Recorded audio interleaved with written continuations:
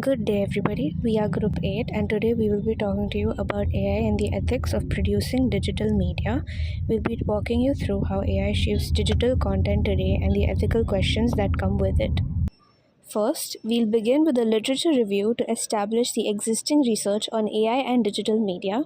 Next, we'll move into a documentary analysis of The Thinking Game, which offers contemporary insights into AI's evolving role. We'll then examine our case study as a real example of AI generated art and its ethical debates. After that, we'll outline our interview methodology, followed by an interviews overview, summarizing the key perspectives gathered. We'll bring these threads together in our discussion, connecting theory with practice. And finally, we'll close with our conclusion and future outlook. So, first, to understand the ethical landscape, we first conducted a literature review to diagnose the current state of the field. So, here, academic consensus points to a fundamental crisis in how we define authorship, for example. Researchers like Das and Kuno argue that AI is shifting creativity from a process where a human paints or writes to an outcome where a human simply selects options. This challenges the very definition of what it means to be an artist. And this shift also creates a legal black hole. As the US Copyright Office has noted, current laws are designed for human creators, and this leaves AI-generated works in a vacuum, often unprotected and unownable. And adding to that, scholars describe the training process as data laundering. This means AI companies scrape copyrighted human work without consent to create new models. But beyond authorship, our literature review highlights the immediate societal effects and problems caused by these tools. The biggest concern is not just fake news, but what researchers call an epistemic threat. That means when deepfakes become perfect, we lose the ability to trust any digital media as evidence. So, furthermore, these systems are not neutral, they are mirrors. The literature confirms that AI amplifies existing biases found in training data, and there's a risk of widening the digital divide between the global north, which owns these tools, and the global south, which often provides the data. Now, to understand the future trajectory, we analyzed the 2024 documentary The Thinking Game. And the film follows DeepMind's quest for artificial general intelligence, so systems that don't just mimic us but surpass us. And a key example is AlphaGo's famous Move 37, where an AI played a move so creative in a game that no human would have ever thought of it. So this proves that AI can be a source of new knowledge. However, the documentary also provides a stern warning. It uses the metaphor, you can't look at gunpowder and only make a firecracker. And this means we cannot separate the creative potential of AI from its destructive power. And this is the core tension we explore, the creative vision versus the destructive reality. To illustrate the theoretical problems we just discussed, we look at patient 0 of the AI art controversy, Jason Allen's Theatre d'Opéra Spatiale. This case is fascinating because it reveals a paradox. On the one hand, Allen put in real work. He didn't just press a button once. He spent 80 hours and over 900 iterations refining the prompts and editing the result in Photoshop. He argued that this process makes him the author. On the other hand, the legal system disagreed. The US Copyright Office ruled that because the generating of pixels was done by AI, the image has no human author and therefore no copyright. This validates the authorship crisis we mentioned in our scientific part. We have a situation where an object is awarded an art prize by humans but denied protection by the law. This specific tension between feeling like an artist but being treated like a machine operator leads us directly to our interviews with active artists. Before discussing our findings, I will walk you through the methodology we used for the interview component. We designed this as an explorative, qualitative study because our goal was to understand the subjective experiences of creative professionals. Instead of focusing on numbers, we wanted to capture personal perspectives, emotions, and real life challenges artists face when interacting with AI. For the recruitment, we used purposive sampling. That means we intentionally selected participants who actively work in digital media, mainly photographers, illustrators, and multidisciplinary artists. We also aimed for geographic diversity, including voices from both the global south and the global west. Our participants came from our extended network of family and friends, which helped create a comfortable and trusting interview atmosphere. To collect the data, we used a semi-structured interview guide. This format allowed us to ask consistent questions on key topics like copyright and ethics, while still giving each participant the freedom to express their own narrative. It also helped us capture emotional responses, concerns, and hopes regarding AI in the creative field. In total, we conducted 5 in-depth interviews in November 2025. Okay, next we will be discussing 2 interviews that I conducted with artist friends about how their work is impacted by AI, and it was fascinating to see how aligned they were on the ethics of AI use, even though they come from very different practices and backgrounds. The first was Mohamed Abdouni, a multidisciplinary artist based in Beirut, Lebanon. One of the key points for him was authorship. In his work, he said that he only uses AI by feeding it his own photographs and archives instead of prompts, because he wants the work to be his own, both creatively and ethically. He talks about AI the way early photographers talked about the camera. It can be controversial in the beginning, but in the end, it's all about the integrity of the person using it. Mohamed won the Art Basel Award in Paris last year, where he used AI critically and not decoratively, as a way to question archives, memory, and authenticity, and not just generate pretty images. He also feels strongly that we need clearer copyright laws and shared accountability between artists and AI companies. He also thinks that AI will actually raise the value of handmade work in the future. In his work, he uses AI as, quote, an endless Pinterest board, for mood boarding, not as a shortcut to the final piece. I also spoke with Glossy Beaumont, an illustrator and tattoo artist in Brooklyn, New York. He was very direct about authorship. He thinks that if a machine made the image, claiming it as your own is misleading.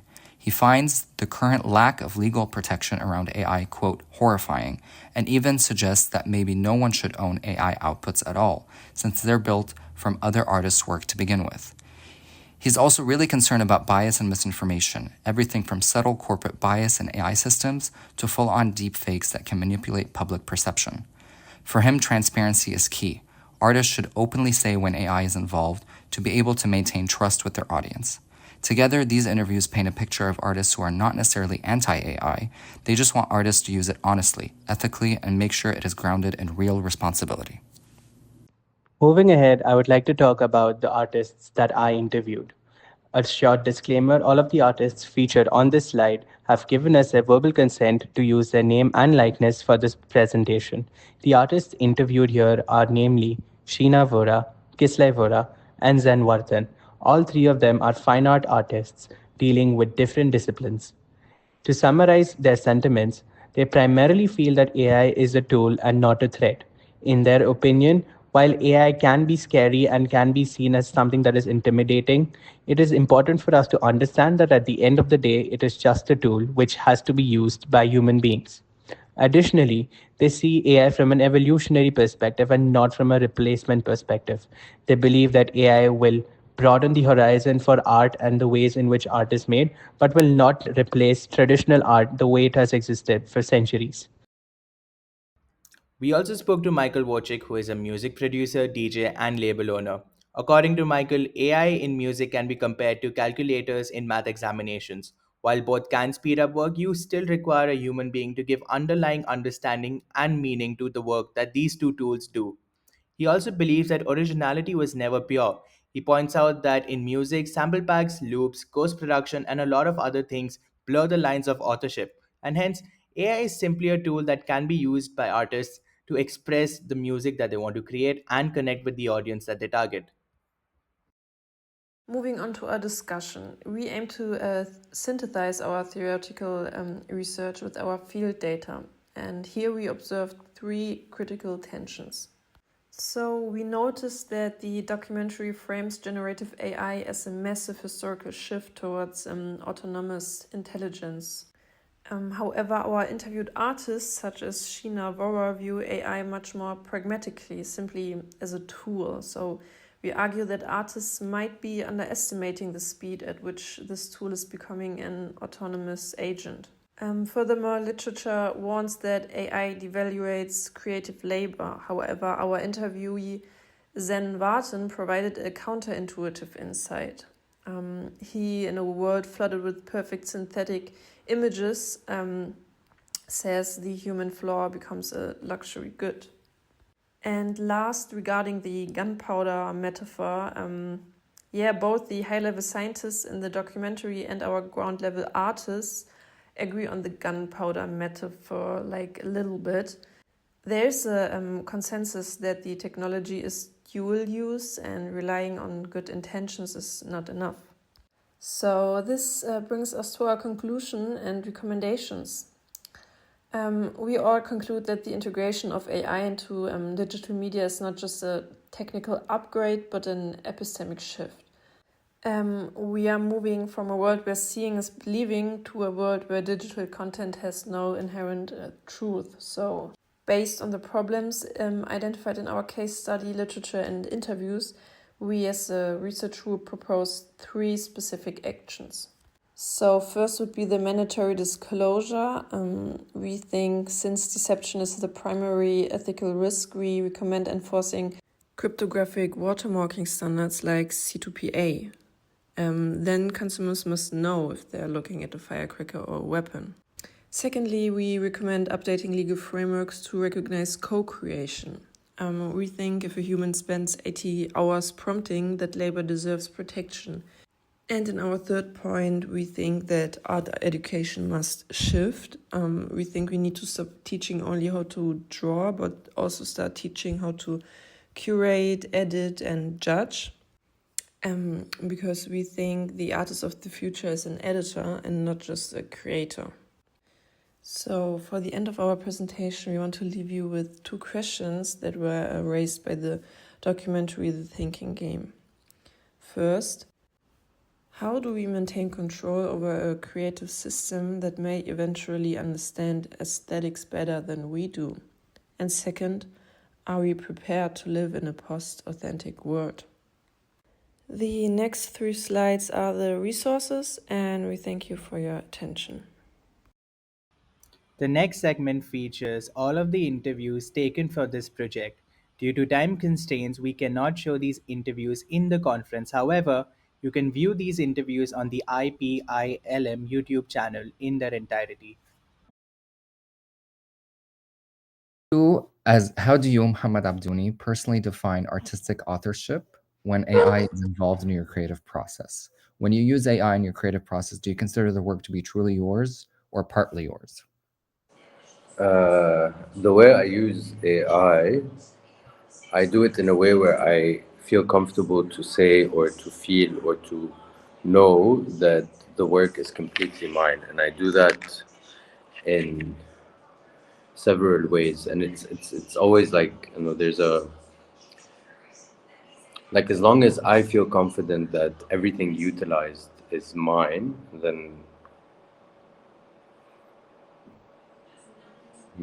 I feel no risk. And how do I do that? For example, I do it by only inputting my own work. So Okay. one thing I don't do is generate using words. So the main things I do is blending previous works of mine. And in that sense, I utilize AI as a tool rather than as a way to source other creative aesthetics or other creatives' work. What I use is Mid-Journey, and I use the tool called Blend Tool, where you input two or more images, and what it does is that it blends them together. And so the So images you don't necessarily go down the route of inputting words to create an image. No, I don't create prompts. I don't create image prompts. Between you and me, of course, I use word prompts whenever I'm doing research for myself or I want to create a mood board or something like that.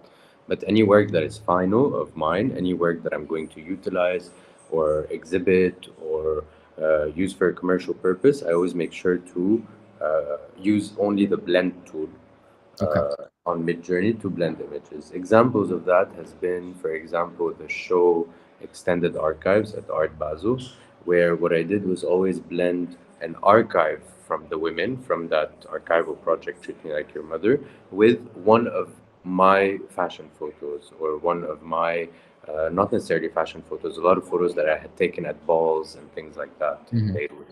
And so I would blend these two, and that's how I created that project.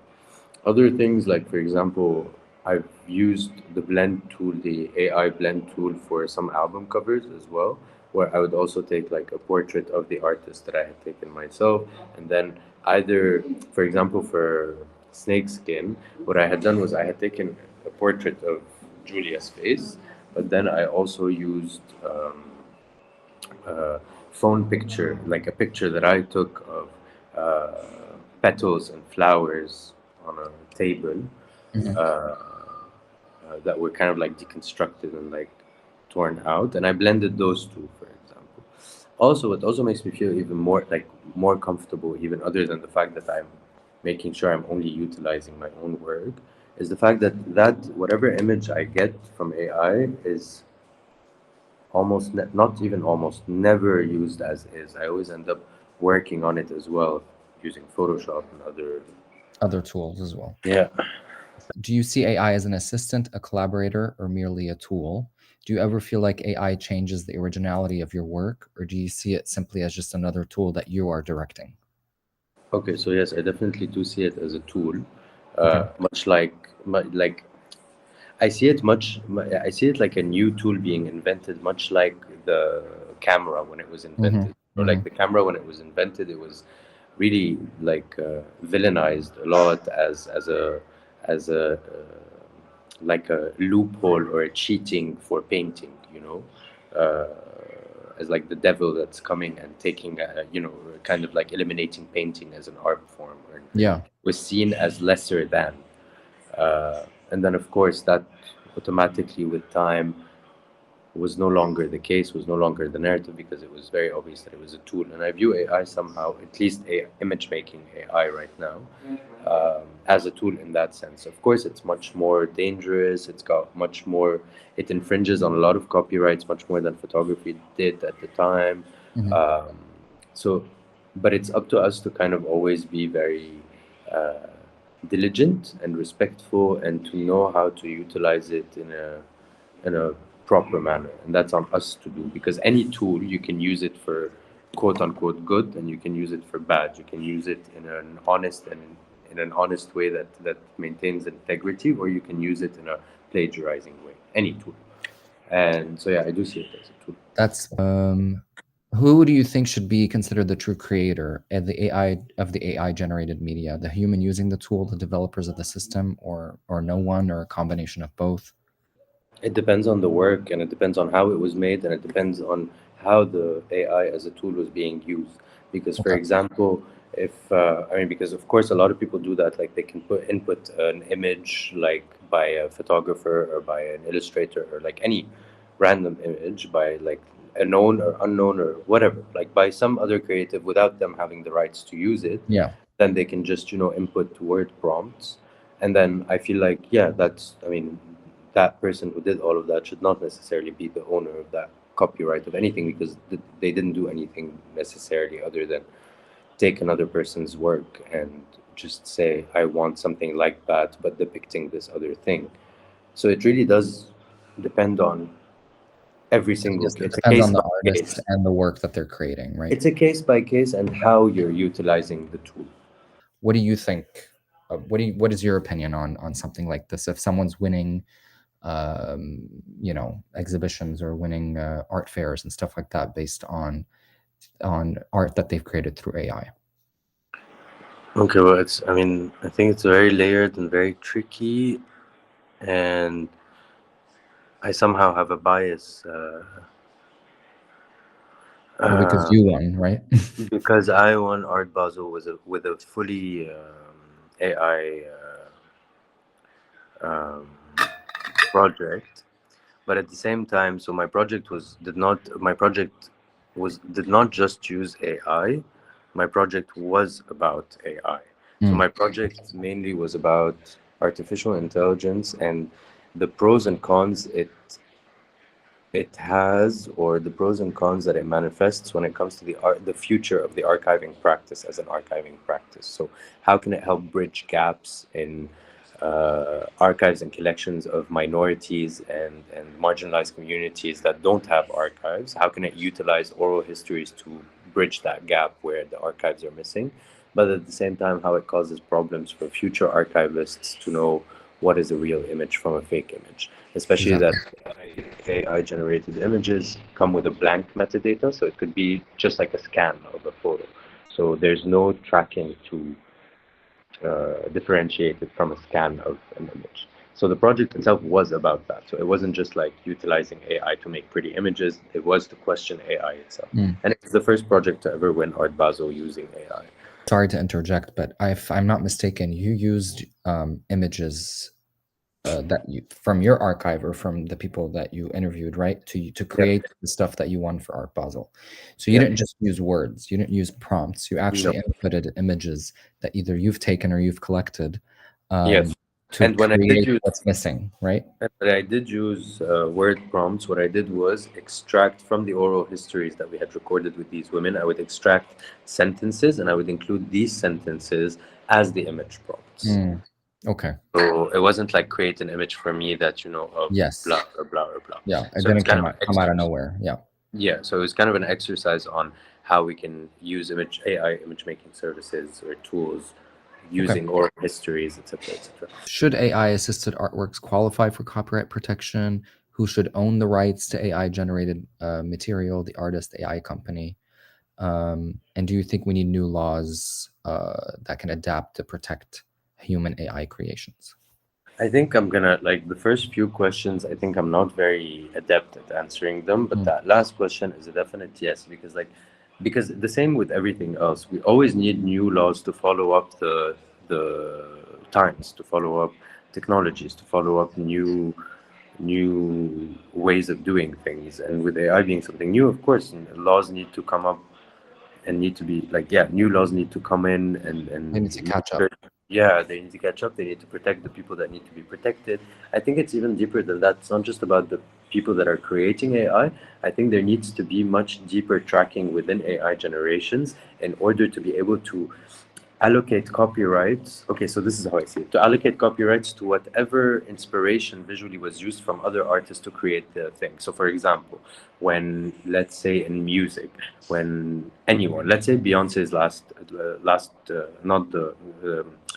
not the Renaissance. cowboy carter, Renaissance is just utilizes so many samples and it takes inspiration from so many places and it credits these spaces and these places and these people and these musicians and also pays them. Sometimes it pays them just through credit, sometimes it pays them actual royalties. Mm. And I think, and when it comes to music, actually the algorithms and the technologies for music are so strong today and so adept at finding these little things. So had Beyonce not already done the legwork beforehand, as soon as they would have been released, YouTube would have flagged whatever she would not have gotten copyright for. Like the algorithms when it comes to music are so set. They find the little loopholes and they stop you from being able to release that music.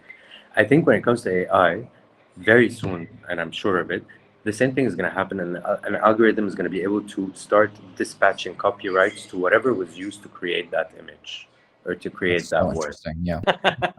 How worried are you about the rise of deepfakes and AI generated misinformation undermining trust in digital media? I mean, it's horrible, it's shit, but it's just a new form of media disseminating misinformation and making it easier for media to create misinformation and to spread misinformation. It's nothing new, it is just helping media create more misinformation. Transparency. Do you think artists should be required to disclose when AI tools were used in the creation of their work? Do you think artists who use AI should reveal how much of the process was automated or tool assisted? Absolutely yes to all of that. Transparency is key.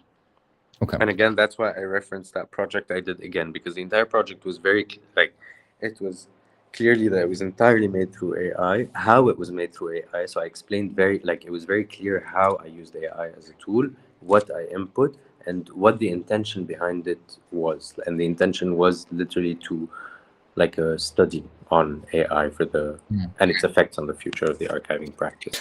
So basically, it was the big main Art Basel Yeah, it was. There's award. only So it one wasn't part, specific to generated art. not at all.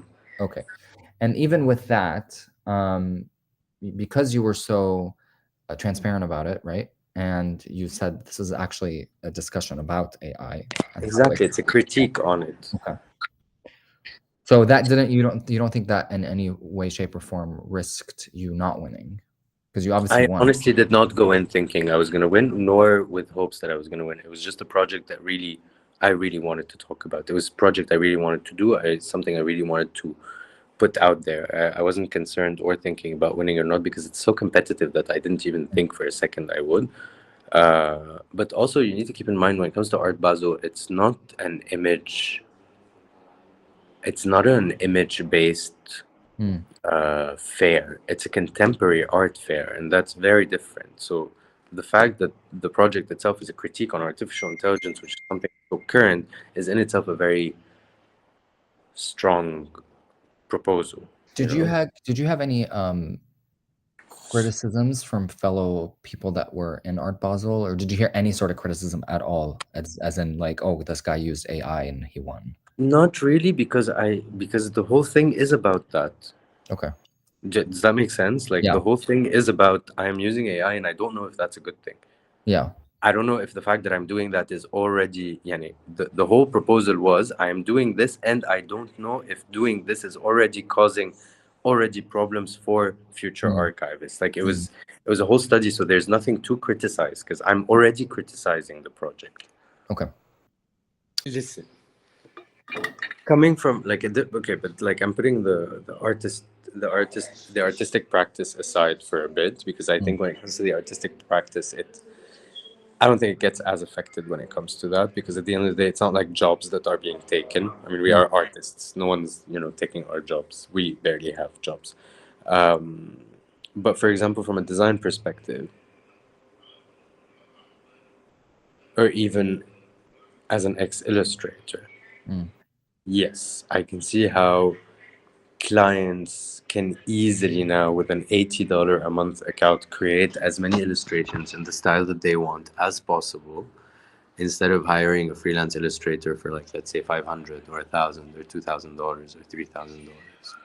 Or graphic designers to design any sort of ad campaigns or stuff like that. You may think. Maybe art directors, but when it comes to graphic design, I think it's still a bit tricky to like properly design. I mean, you can't design a book on, you know what I mean? But yeah, But you think from an artist's perspective, not as much? it's it's not just that. Yeah, from an artist's perspective, not as much. But it's not just that. Again, it's a matter of, and it's horrible that it's like this, but it's a matter of us getting on top of using that as whether I'm a web developer or web designer or whatever it is. It's a matter of getting on top of that, realizing that that grunt work that I used to do is now easily done through a tool that the client can get. And now what I need to get to is that extra. What is that extra that the AI cannot do? Blackus, I need to, like, on the contrary, I need to utilize the fact that my grunt work, I can now easily do it through that tool. But what is my added value? Okay. What is an added value that AI Maybe the cannot added provide? value would be your artistic point of Creative view, input, input, exactly. yeah. Taste level. All right. Artistic impact. From your perspective, how is AI changing the art world right now? Positively, negatively, a bit of both. Do you see it as a threat or just an evolution of existing tools? Not a threat. Evolution of existing tools, and I don't know how much it's affecting the art world specifically right now. It's still in its early stages when it comes to the art world. Like, I don't know. Like, it's not that the art world is very much an art world. Like, I'll still tell you this now. Still to this day in 2025, nothing sells more than a painting. You a know what I handmade mean? painting. Yeah, yeah, nothing. Yeah. So So no, the that's art world is different when it comes to that. yeah, that's what kind of leads to, I guess, the next question. Do you think the rise of AI art will change how society values human-made art? No, Okay, so if you think, anything, it will make it even more valuable. mm, can you elaborate a little bit on that? Well, again, like I just told you, even now in 2025, what sells more like from a market point of view, so what people appreciate or what collectors appreciate or whatever, Mm, is painting. So it's something that's handmade. Like a mm, photograph, an additional photograph can never sell nearly as much as a painting, like mm, not even nearly. Uh, and with the rise of technologies and with the rise of AI, it only makes every handmade artwork even more and more precious and more sought after, and that will only make it more appreciated. so you never just use AI on its own. You always, to I guess to I just want to kind of conclude the interview. So, in general, you use it as a tool where you input your own images, your own work, right? And And then adjust. adjust from that. Yeah. Okay. But again, I have used it in its most basic prompt like manner as for me to create mood boards. So instead of sourcing mood boards from existing works, I create my own mood boards. Mm, So for things that I'm not going to neither sell nor use commercially. So for mm, example, the most times I use it is whenever I'm creating mood boards that I want to discuss with my director of photography for a film, for yeah, mainly for a film. So I create mm, a mood board of how I want the lighting to be, how I want my shots to be, how I want my colors to be, etc., using those image prompts. But those are things I use internally. mm. So whenever I do source from AI without using my own work, it's things that I use to create mood boards for myself and my team so that we can use them to create something. I see. Okay. Would you consider it a glorified Pinterest? It is actually, it's exactly that. It's a Pinterest, it's an endless Pinterest. Mm.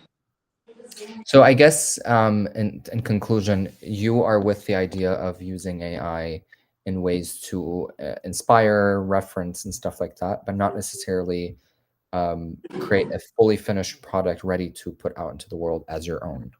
Yes, and also on top of that, the use of AI for me as a conclusion relies mainly and solely on a person's and the user's moral compass. Mm, true.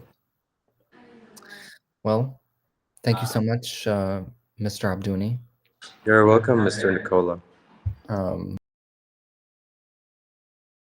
So, do you use AI in any way for your creative process right now? Yes, absolutely. I do use AI a lot in my when I need to articulate and polish my thoughts. So I render out my thoughts, my creative processes, and what I want to paint next, and how I want to paint, and why, and what could be the title, and how I could, whether it fits in or not, and then I have multiple thoughts, and those thoughts sometimes they flow so quickly that my writing becomes slower for my thoughts to follow, and then I'll end up writing, but then writing becomes literally unreadable because it's going too fast, and because I need to chase my thoughts. And AI really helped me because now I speak my thoughts, and then it starts immediately articulating. Then I do re-edit here and there, and I get things sorted. Not only that, there is research around material paint, canvases, uh, my ideas, things that I need to know very quickly of some artist, some work, and why he painted or she painted the way she did, he did. My research on uh, various areas of the world where people paint and how they paint and why they do that. So this is where I use AI, and partially I use something like Midjourney to feel a visual that I have been thinking of, because it's literally in our time when we used to be in the college, we would have to draw and paint everything that we do. So we get so many thoughts and so many ideas, and that it literally occupies excuse me, very large mind space. And the series that I would be working on, this kind of becomes, and it keeps interrupting with my series because I want to paint the other one also. And when I'm working with the other idea, I want to draw and sketch, and I want to find out that how exactly my idea may look. And so that takes a lot of time when we used to do it manually. Right now, what I do is I'm with my main series, and I go on to Mid Journey or whatever little I know, and then I generate an idea, and I see it kind of gives me very quick understanding, and that much mind space is clear that I've done and gotten. It's like the song that keeps going on in your head all the time, and you just want to get over with it, and you don't want to kind of have that song keep coming back to your head. You have to kind of rattle out the entire song according to neuro-linguistic programming and give it an end. So all this chatter is unfinished business, and AI literally helps me to wind up, even if it's a sketchy way, but somewhere it gets off my head, and then I know what I need to choose and use together, and what I need to kind of not work on right now. This is where it helps me a lot. Yeah. Great. Okay. Very recently, there was a art competition held somewhere in the USA, and an artist named Jason Allen put in a submission that he generated using AI. He won, and it was later revealed that the art piece that was made by him was generated using AI. Now, this competition was very important for a lot of upcoming artists because it gave them very important funding. So this raised a very ethical question in saying that can AI potentially threaten the livelihood of artists who still create art through a meticulous process, or do you think it's important for artists to adapt themselves to the advent of AI? What would your thoughts be on that? So when camera was invented, before that art was used for documentation process, and the whole thing people thought would get over because now there's camera and no one would want to use maybe a portraiture, to document people. Did that affect art at all? It flourished. So art is like water; it finds its way to move around into spaces and nudge and take its own spot wherever, and it does not confront, it does not show aggression in nature. It goes here and there and finds different places to find its own spot. It's quite like water, and that's what art does. So after camera, then came computers, then came multiple ways to paint through computer, and there was the digital art phase, and it absolutely these are all parallel processes. They don't take over each other. They are parallel processes, and they're going to amalgamate, and they're going to intermingle and create better art. It's not like either this or that. It's never gonna be that. It's never that. That's about the perception, because whenever the technology has gotten into art and has given anything to an artist, it has only enhanced the process of painting. And if someone wants to do photography in fine art, so be it. Someone wants to do performance art in fine art, so be it. Someone wants to sculpt, and so be it. So these are various parallel verticals that go on, and they do not sabotage any vertical. It's not possible in art because art is an extremely free-flowing space in that case. Having said so, other part I would like to mention is the economics of it. That there is huge, absolutely phenomenally huge numbers are at stake because of the collectors and the entire art world and the commercial part of the art world. So it would be impossible for their collection to fade away. It's impossible for them to let that happen, And so it's obviously in between there are many phases came where newness entered art, and there were these questions were raised about the art as we know, whether it'll fade from the scenario or it'll confront difficulty, but none of that happened. And besides that, art continuously goes through metamorphosis, And it keeps changing. As we are talking, understanding of aesthetics and art is changing. As we know what aesthetics is, what beauty is a definition which is indirectly or directly fed to us. And we internalize it so much that we feel this is what beauty is all about, as we can very evidently see it in fashion or any other subject here. So these things are not, they're very fluid and flexible. When people keep changing the perspective and narrative towards what they like and dislike, and nothing disappears and nothing reappears. It's all there. We start looking at things differently. This was the later part was just the residual conversation of your question, but I did answer your question earlier. Yeah, that's it. Thank you.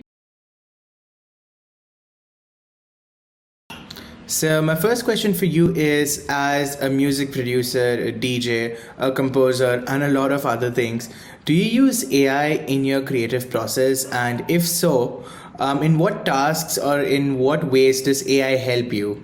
I think we need to redefine a couple words. So, in the music scene, producer has pretty much become a catch-all term, in my opinion. Producer is a composer, beat maker, arranger, even the artist itself. But the modern producer, in my opinion, is closer to what I would describe to be a film director. The person who shapes a vision, coordinates elements, and turns an idea into a finished piece of work. I'm going to give a basic example. Think of a math exam in your school. We have 3 different types of students. Student 1 is a student that is doing everything by hand. He has a pen and paper, nothing else. Student 2 has a calculator. And then student 3 has a laptop and is typing every question into Google and copies the answer. All 3 might end up with the same grade. Hopefully not student number 3. I hope he ends up with 0. But what I think should matter is how they got there and the process and what is ethically and morally right. Student 1 may be doing things the long way, which is slow, tiring, and undeniably pure. But in my opinion, the correct way is student number 2. Student number 2 is using a tool. In my opinion, that logic still applies when using tools like ChatGPT. You have to understand the problem. You have to input numbers. You have to sanity check the results and correct mistakes. The calculator definitely accelerates the work, but it doesn't think for them. And with tools like ChatGPT that exist nowadays, ChatGPT is not going to produce the 100% correct answer the first time. From actually my experiments, 80% of the time, I actually have to work really, really hard with ChatGPT and have it constantly tweaking until I get that correct answer. Artificial intelligence doesn't replace musical understanding. It doesn't replace your tastes. It's gonna be bland, generic, and there's a Canadian music producer, deadmau5, who created a perfect example during his masterclass. He grabbed a synthesizer called Serum, loaded a preset, but it sounded way too electronic. And the thing about us as humans is what makes us humans is the imperfections. And what makes electronic music stand out is the fact that it's not perfect. The sounds are not perfect. That it has that raw emotion, that it doesn't sound electronic, which is ironic because the name is called electronic music. As a producer, DJ, and label owner, I think AI should absolutely not as the main creative engine, and I think that is what AI should be barred from doing, but rather it should be used as a tool. It should be used to help brainstorm concepts, titles, rough narratives for a project, or to create some idea or theme, to help you get inspired, to help draft or refine biographies, press releases, and descriptions. Because nowadays, as musicians, not only that, we have to focus on content. We have to make sure our artworks is up to snuff. Then we got our press releases and our EPKs, electronic press kits, where we basically have to create biographies and explain why should we play such and such. So I think that is what AI should be used for, to help organize ideas, help you discover reference tracks that you can use for your own materials. And I think AI would be great for helping generate things like kick drums, like snares. The producer is the person who makes the work of art happen, and they bring in the right people and tools and pretty much shepherd the project into existence. And in that sense, I think the future of using AI is that it should be no different from hiring a session musician. using a DAW or working with a mix engineer. It's just another part of a toolbox that helps to create that idea and get it from idea to finished product. And I think AI will be a really, really good tool for helping fast-track projects that without it might have never seen the light of day actually become a real thing. Thank you for your answer. Now, moving on to the second question. A lot of people feel that AI has the potential to completely replace humans. Do you think this fear is valid in the case of music? Or do you think AI is simply a tool that we as humans use to create art? What would your thoughts be on this? Can AI ever fully replace human creativity? The funny thing is we've been having different versions of this argument for so long before AI even came into this picture. We've had comments like, you're using free sample packs or free audio files that you found on the internet. All of a sudden you're a fake musician. You're just copying and pasting. If you splice, you're cheating. There was a song by Fred Again called 10, and it was just a couple of splice samples just stitched together. And people were saying Fred Again is cheating. The thing is, Fred Again knew how to take those couple samples and create a masterpiece, because creating music doesn't always have to involve putting 100 different tracks on a record and doing some fancy mixing and trying to figure it out. Sometimes less is more. And underneath that is a classist attitude. The line shouldn't be AI or no AI. The question we should be asking ourselves, instead of are you using AI or not, is are you actually making real creative decisions? Are you choosing sounds, structures, moods, ideas? And are you putting in the work to refine them? Or are you just outsourcing everything and you're just pretending the result reflects your skill? In my opinion, I think AI will absolutely replace some tasks. I think AI will be useful, and the tools like Sora and whatnot will be used for things like generic visualizer, background music, cheap jingle, assembly line beats. They're just made for volume rather than artistry. I mean, it's already happening with some sample packs and preset packs anyways. AI is good for that. AI slop. But can AI replace a human's lived experience, taste, instinct, and a long-term artistic vision? I don't think so. I think AI should be just viewed as a tool. Like samples, like digital audio workstations, like tools like Splice. Because the problem, I think, is not the tool. It's how lazily or how dishonest it's being used, and how the industry chooses to value or devalue that work. With the advent of AI, we have a lot of questions being raised about originality, copyright, and ownership. So my question to you would be, with AI becoming so prominent, has it changed the way you would look at originality, authorship, and artistic identity in your work, or is it the same as what it was before AI became so widespread? So let's just say your AI just generated the next Mona Lisa, but with more ducks or whatever. Who owns it? You? The model?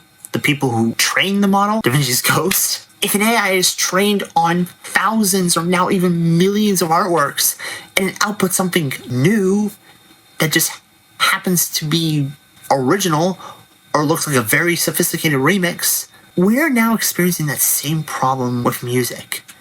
With tools like Suno out there, as I mentioned earlier, ChatGPT for lyrics, and whatever's coming next. The irony is that originality has been blurred for a long time. You probably have heard on the radio I'm Good by David Guetta and BB Rexa, which is a remix of Eiffel 65, or Stay With Me by Sam Smith, which is just a cover of I Won't Back Down by Tom Petty, or Blurred Lines by Robin Thicke versus Martin Gaye's Got to Give It Up. One track is a cover of the other.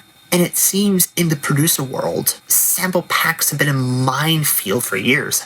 I mean, some creators recycle or resell the same sounds or rip from each other's packs. Vengeance is a very popular sample pack and has been ripping samples from other sample packs or other CDs, or even the newest packs will rip from its earlier packs and pretend like it's new. It's a whole mess. And Splice is another example. Splice is a program where you can just go online and look at any type of musical sample you want, and it's full of loops that end up in multiple tracks created by completely different artists. Sabrina Carpenter's Espresso, which is a really famous song, and it sparked discourse when people noticed how many elements just came straight from a popular pack on Splice. Nobody launches that same moral panic about these tools that they do about artificial intelligence. Yet, in my opinion, the underlying issue is similar. Creative work built on top of other people's contributions, often with murky credit, and the lines are blurred when it comes to originality. Producer circles that you make a full composition from scratch, and then someone chops a piece of it,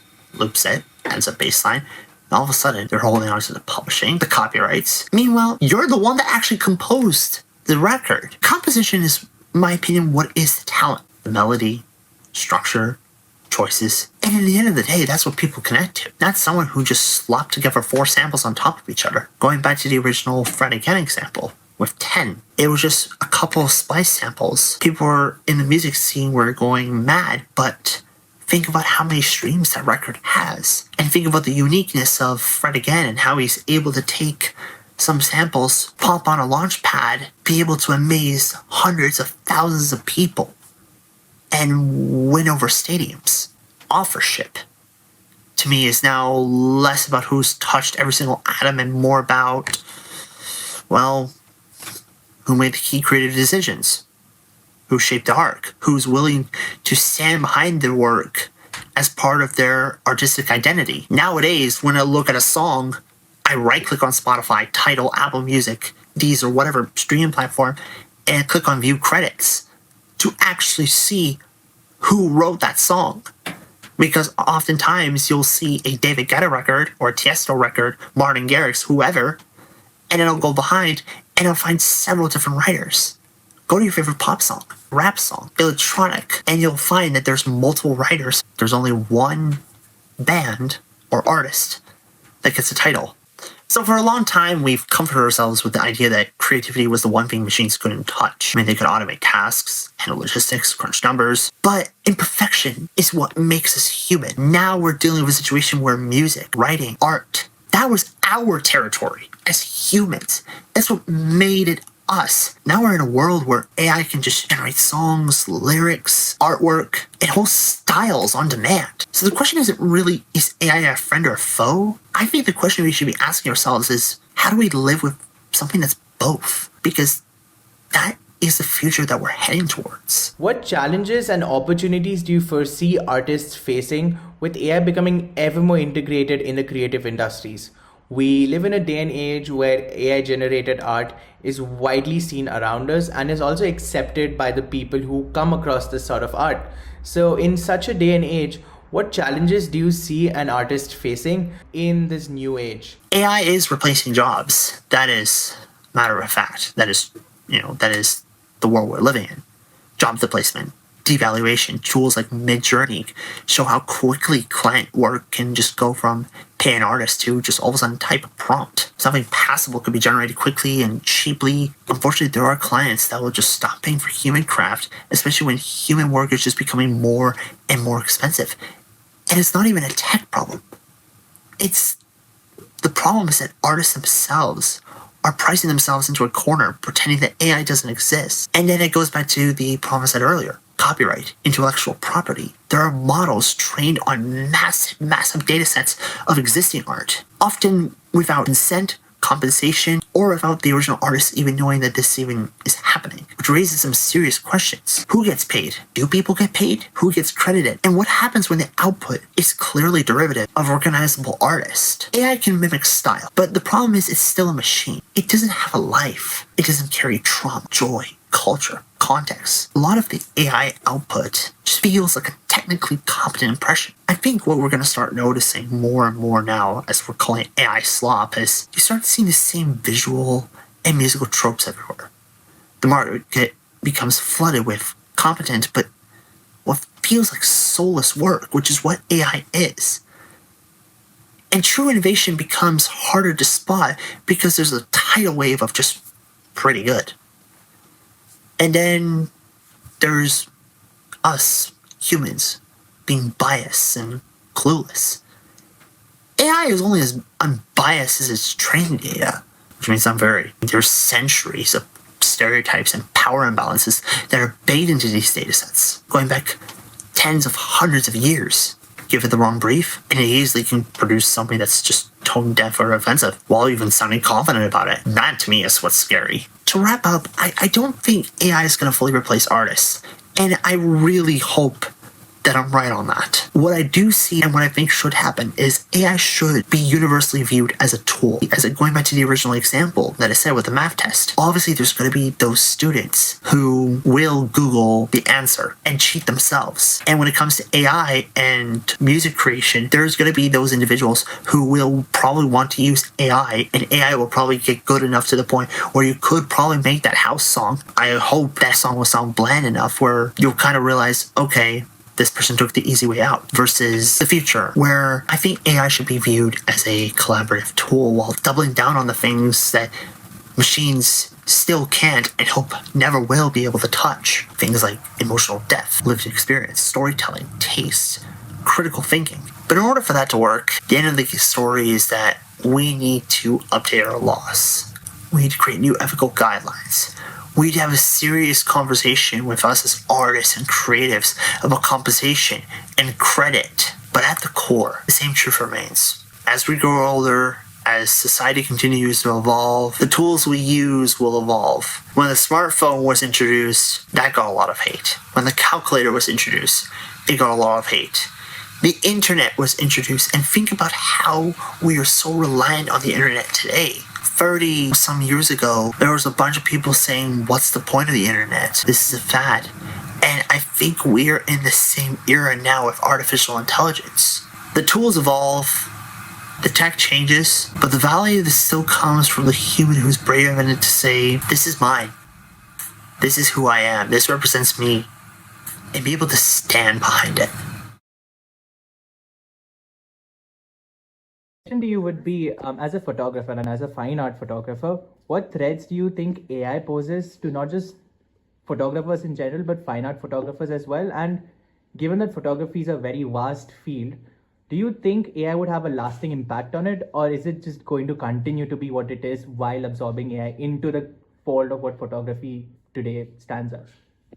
In my understanding, AI is just another tool, like your camera is, like your Photoshop software is.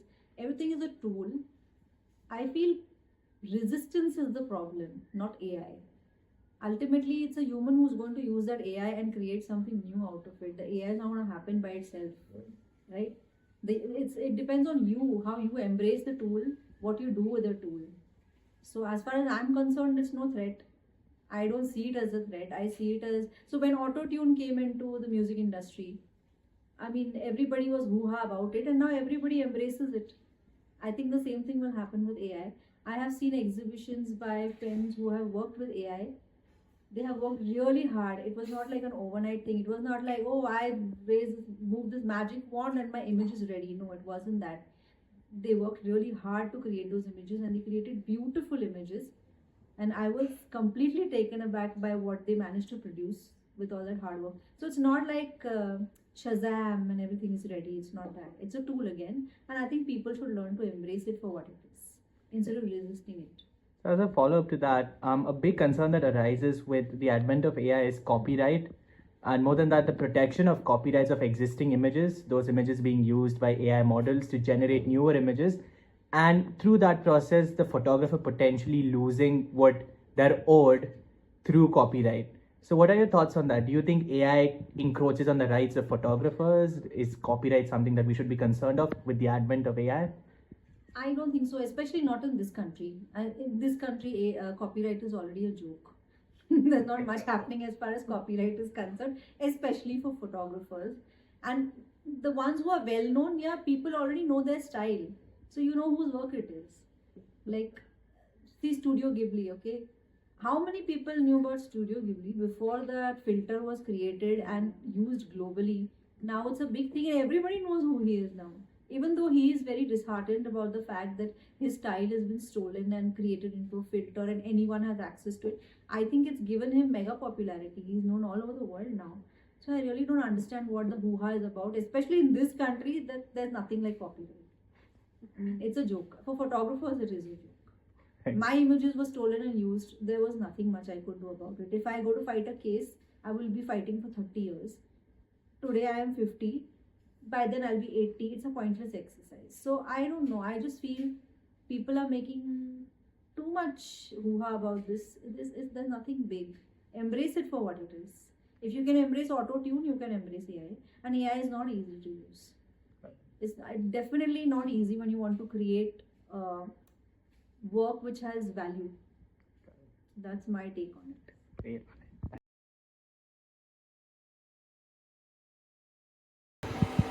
Generally लोग डरते हैं कि भाई AI है तो क्या होगा। हाँ, आपने जैसे बताया बहुत सारा डिजिटल मीडिया अपग्रेड हुआ, काफ़ी चीज़ अपग्रेड होने ही वाला है।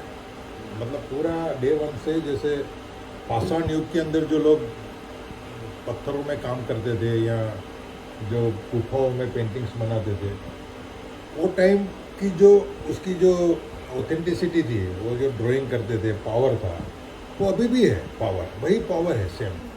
पर वो जो फियर जो है, वो फियर आपको अल्टीमेट, हम कंपटीशन से जुड़े हैं, तो I think AI is a part of business. तो बिजनेस में आप अपने आप को कैसे बचाते हो, बट ऑथेंटिसिटी है आपकी, जो अपनी खुद की सिग्नेचर है, this is the ultimate your on things. Like तुम्हारा अंदर का जो प्रति छवि है वो वही है। तो एक जो स्ट्रोक होते हैं, उसके जो अपने पेचिस है, यहाँ रजा साहब के अपने जो वाइब्रेशन है उसके जो ब्रश के अंदर स्ट्रोक, वो उसकी आइडेंटिटी होती है। अभी उसको कॉपी कैसे करोगे आप? तो हर एक जो सोल होता है इंडिविजुअल आर्टिस्ट का, वो उसकी आइडेंटिटी है, जैसे signature. We're going to talk about authorship and originality. How do you personally define artistic authorship when AI is involved in your creative process? When you use AI in your creative process, do you consider the work to be truly yours or partly yours? So it depends on its application for me. So if you are creating work and then feeding it into an AI to generate it into something else, then I wouldn't say that it's your own, like your own thought and your own concept that's being brought into realization. If you are using it as a tool to imagine what your work could be in a different medium and you want to see it that way, I think is a really good tool for you to then use that as a reference so that you can reinterpret what you are seeing in front of you by your own hand. I think just giving something to the public to view and claiming it as yours when it has been generated by an AI is very deceiving. And if you're copying it directly, I think if there's a way for you to reinterpret something that you see and just utilize it for imagination and creative workflow, I think that more as like a reference point or a source of inspiration rather than yes. So because I have used Google image search for years and years and years to be able to locate references, to make I collage my own references, and I don't really see a huge difference between that and generating your like a direct reference for you to then utilize as something to use as a reference. Sorry, do you see AI as an assistant, a collaborator, or merely a tool? Do you ever feel like AI changes the originality of your work, or do you see it simply as another tool that you're directing? So I do think that there is a moral thing that happens when you are using it because of the way that people talk about AI, which I think has a lot of merit, and people have every right to be super skeptical of it. But the same way in the age of the internet, when it dawned on us as children, we learned how to live alongside it. And I think that's what's going to happen with AI too, where I think it's going to always be there. So how do you live alongside it? And if you want to completely omit it from your creative process, I am like, yes, do that for sure.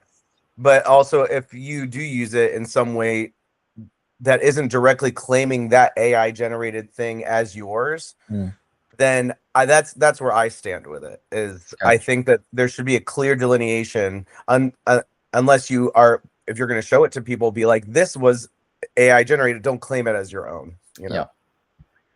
Who should be considered the true creator of an AI generated image or media? The human using the tool, the developers of the system, or both, or no one?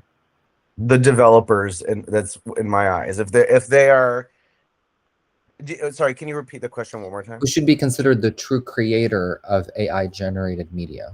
The Then human using the it's tool or the developers of the AI? the developers for sure. Interesting. Why is that? Because you can put your prompt in, but those are just words. You're not generating the actual. As a visual artist, I know what it takes to start from the ground up of creating an illustration or creating a story, a visual image and story. And it requires a lot of know-how and intellect and how to render something, how to tell a story, how to pick colors, how to like find things that inspire you. And I think that comes from a human experience. Okay. And I think that if you're just plugging in words and an image is being spit out, then it's not your own at all. And I think it is solely in the hands of an AI generated company or AI company that is generating it for you. That's cool. Would you consider using AI as a tool in your creative process? And if yes, why and how would you go about using it? So I have used it. So for example, I have Tattoo Flash larger pieces that haven't been claimed yet. So these are illustrations that I have made on my own, not really using any reference except for a few little things, but just like full illustrations that I have made on my own.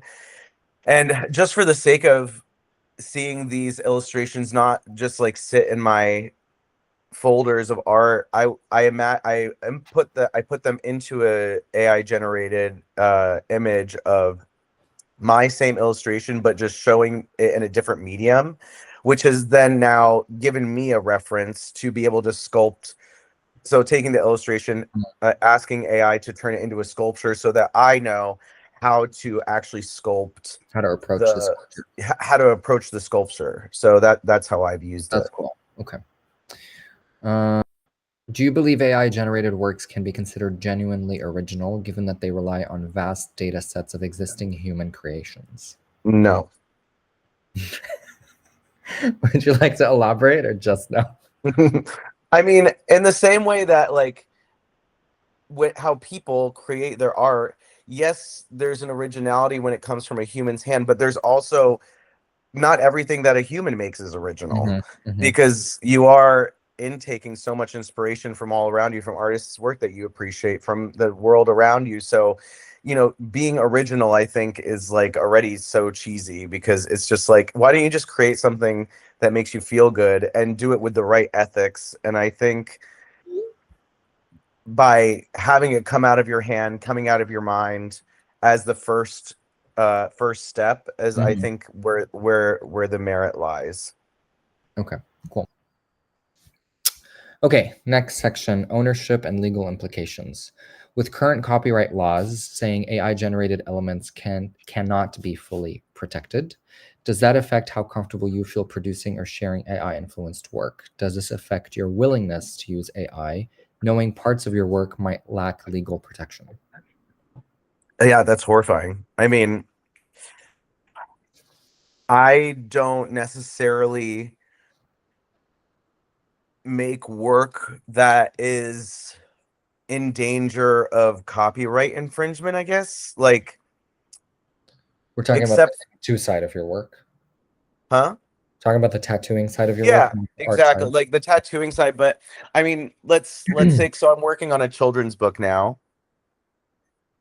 There's no part of me that has wanted to or did use AI for it, or even like upload it to imagine like a character a different way or a lighting setup a different way. Like, I haven't done that. But if somebody is working on something that is going to be published and they use AI as a tool, and then their work gets uploaded into a server that is then used to be referenced over and over again within other generated images, I mean, and they don't have any protections for that, that's very scary, because that's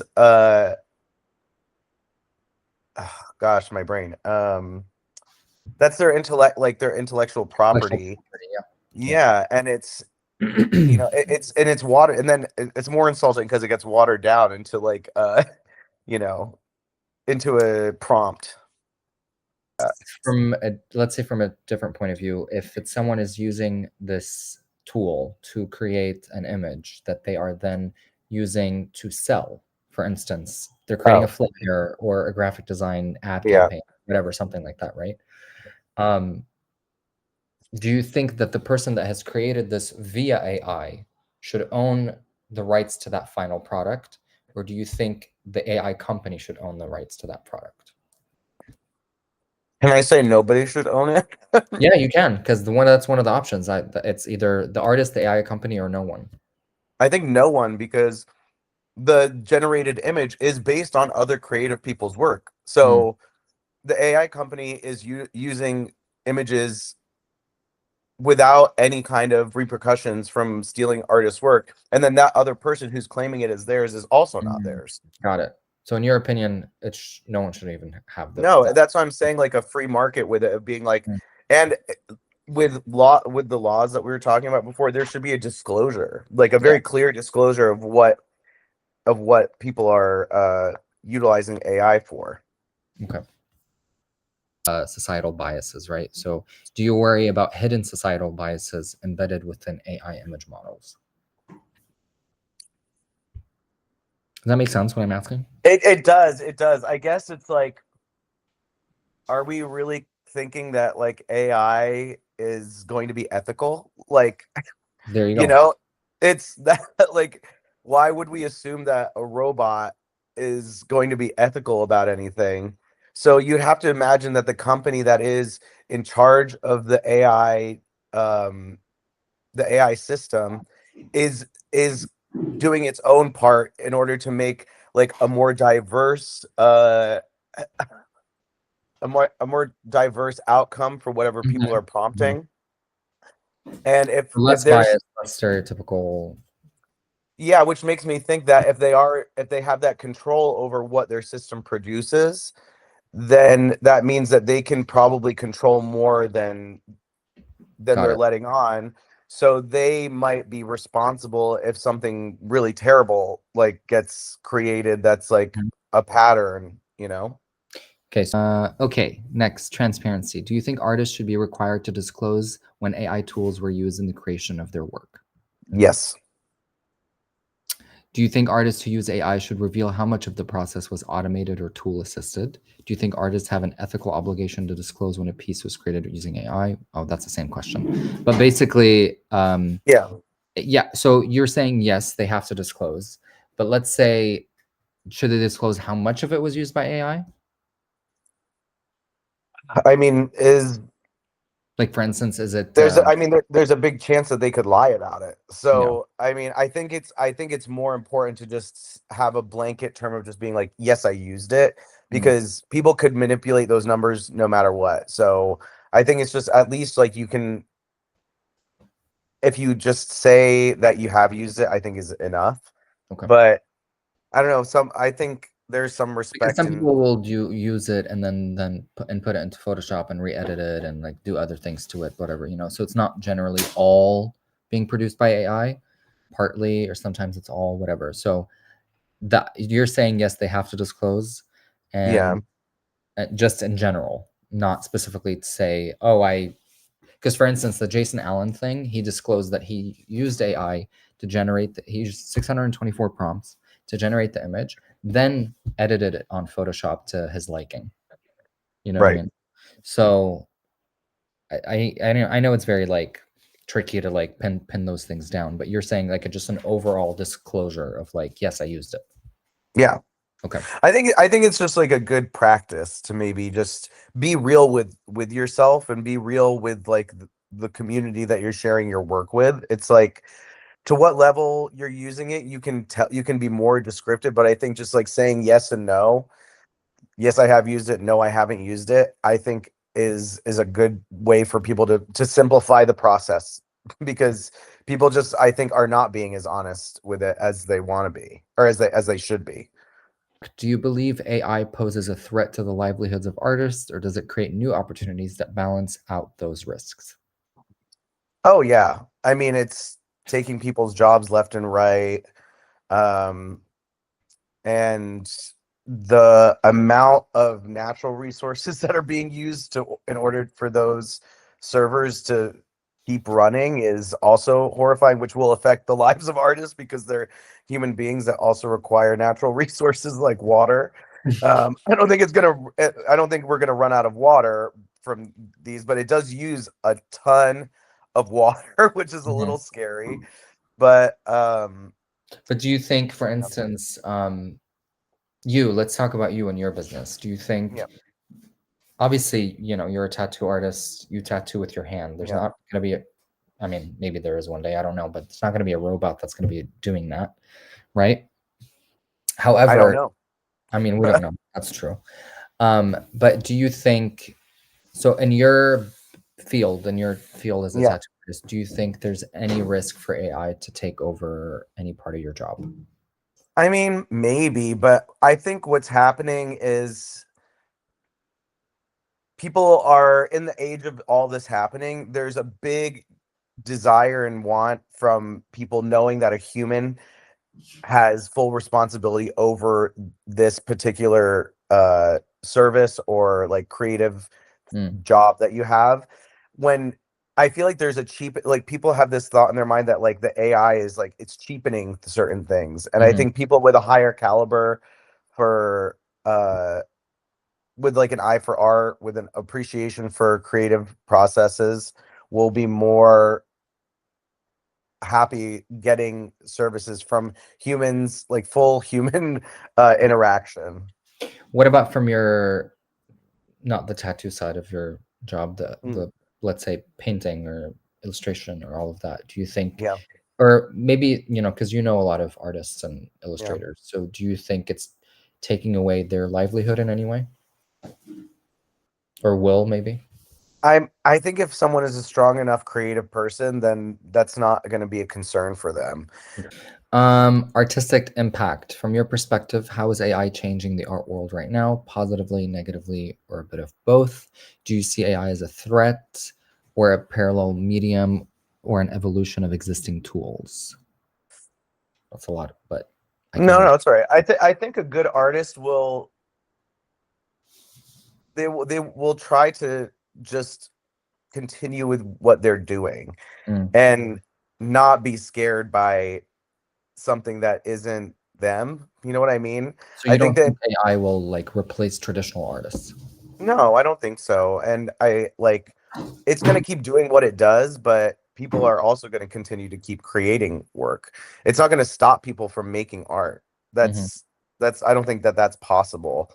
Do you feel that the idea that AI allows quote unquote non-artists to generate visually impressive works, or do you think it dilutes like artistic identity? I mean, you can tell when people don't have, you can really tell when people don't have a sense of like of how things like how like the world is viewed through the eyes of an artist. Like there are things that you notice that are super subtle that if you haven't had the training, then you don't really know how to set that up if you don't have that foundation of like basic visual representation in art.